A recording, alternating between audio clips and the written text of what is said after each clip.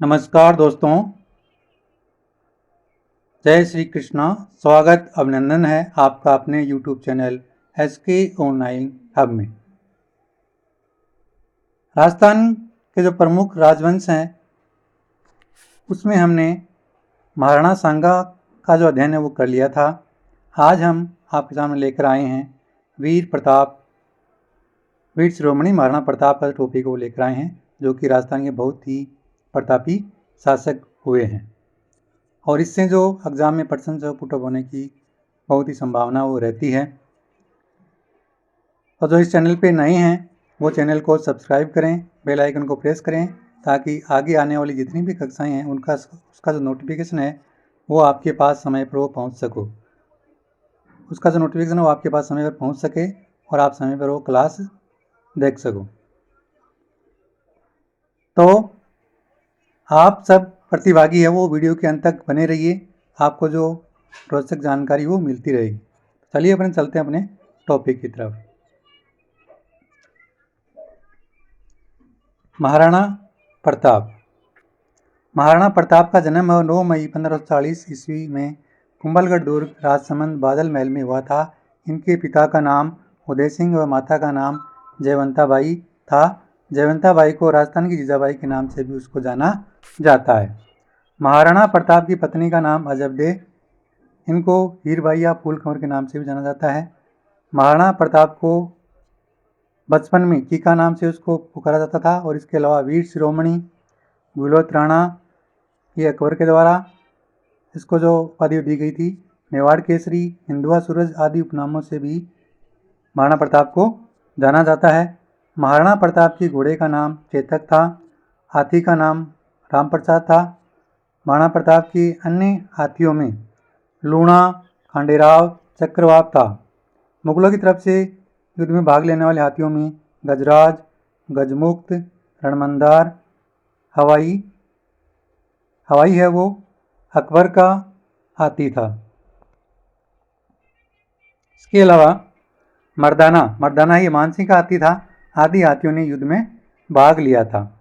अकबर द्वारा प्रताप को अधीनता स्वीकार करवाने हेतु 4 शिष्टमंडलों भेजे गए थे और इन चारों शिष्टमंडल को आपको ध्यान में रखना है। इसमें एग्जाम से में कई बार इसका जो क्रम है वो भी पूछा गया है और इसकी सन है वो भी पूछी गई है, तो इसको आपको ध्यान में रखना है। इसको आपको मैं आपके सामने एक ट्रिक पेश कर रहा हूँ, उस ट्रिक की आप मदद से आपको इसको क्रम वाइज इसका जो क्रम है वो ध्यान में रख सकते हो और आप भूलोगे नहीं। तो इसकी ट्रिक है वो जमा बटो से जय से हो गया पहले नंबर पे जलाल खां, फिर दूसरे नंबर पे माँ से हो गया मान सिंह, तीसरे नंबर पे भै से हो गया भगवंत दास और चौथे नंबर पे टो से हो गया टोडरमल। तो जलाल खां को नवंबर 1572 में भेजा गया था। मान सिंह को जून 1573 में भेजा गया था। भगवंत दास को सितंबर 1573 में भेजा गया 1573 में और टोडरमल को दिसंबर 1573 में महाराणा प्रताप के पास भेजा गया था अधीनता स्वीकार करवाने के लिए। लेकिन चारों ही जो शिष्टमंडल थे उन चारों शिष्टमंडलों का जो प्रयास है वो सफल नहीं हुआ और महाराणा प्रताप ने अकबर की जो अधीनता वो स्वीकार नहीं की। मान सिंह व अमर सिंह की भेंट है वो उदय सागर की पाल पर हुई थी। प्रताप के नाराज भाई जगमाल को अकबर ने जांजपुर व आंधी की जागीर दी थी। अकबर द्वारा युद्ध की जो योजना है वो मैगजीन दुर्ग अजमेर में बनाई गई थी। हल्दी घाटी का जो युद्ध 18 जून 1576 को हुआ था, लेकिन इसके अलावा भी हमें एक तारीख और देखने को मिलती है किताबों में और वो है 21 जून 1576। ये गोपीनाथ शर्मा के अनुसार है। तो एग्जाम में अगर पूछा जाए कि गोपीनाथ शर्मा के अनुसार कौन सी तिथि है तो वो है 21 जून 1576 और अगर गोपीनाथ शर्मा का नाम नहीं आए तो 18 जून 1576।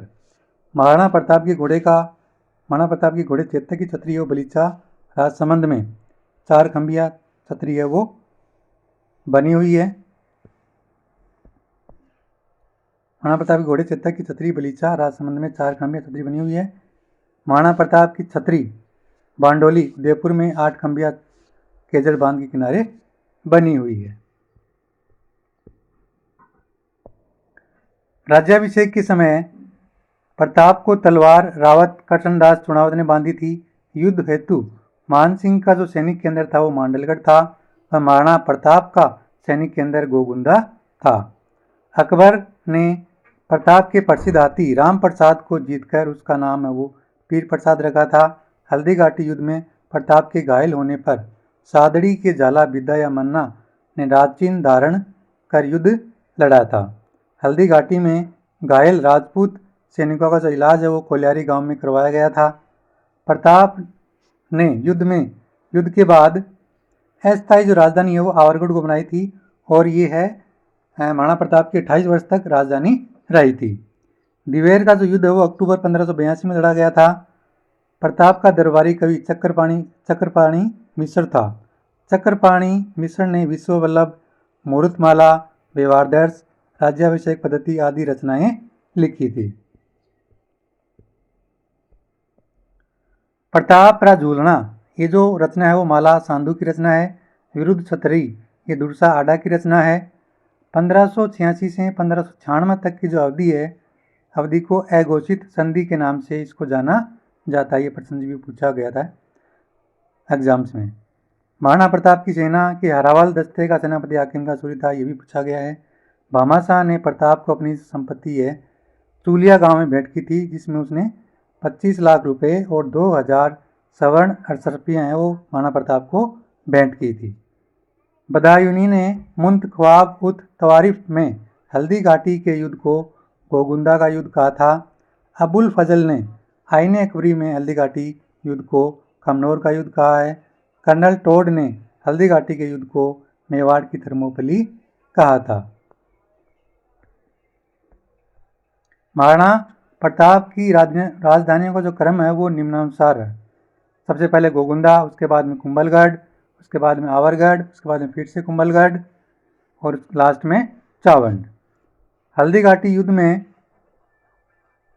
महाराणा प्रताप का सहयोग करने वाले सहयोगियों में ग्वालियर का रामसा था, प्रतापगढ़ का काका कांडल था, पाली का अखेरा सोनगरा, जैसाचारण, केशवचारण, भामाशाह, ताराचंद, मानसिंह सोनगरा, सादड़ी का जाला बिदा व अन्य सहयोगियों में भीम सिंह डोडिया, रावत कृष्णदास, रावत सांगा राठौड़ आदि थे। चलते अपनी नेक्स्ट स्लाइड पे। इस प्रकार से आज हमने ये जो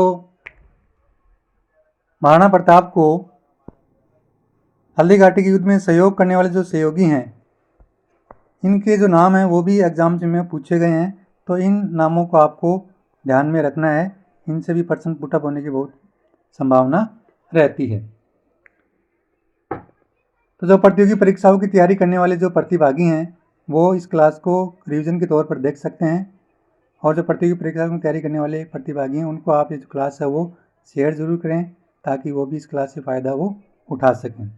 वीडियो देखने के लिए सभी प्रतिभागियों को धन्यवाद।